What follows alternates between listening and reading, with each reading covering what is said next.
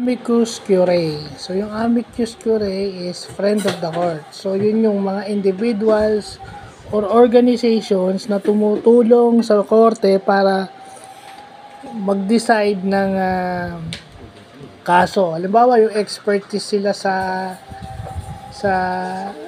sa forensics, di ba? Kailangan tawagin pa yung mga taga UP Manila for forensics, di ba? Kung para ma-decide yung case. Di ba? Minsan yung mga doktor, kailangan yan. Yan yung amicus curiae. Kasi pwedeng persons or organizations. So, yun yung mga bagay na naiintindihan natin. Ang ibig sabihin ng amicus curiae is friend of the court. So, yun yung English translation. So, kinukuha lang naman natin yung basic sa law na pwedeng ma-apply sa lahat.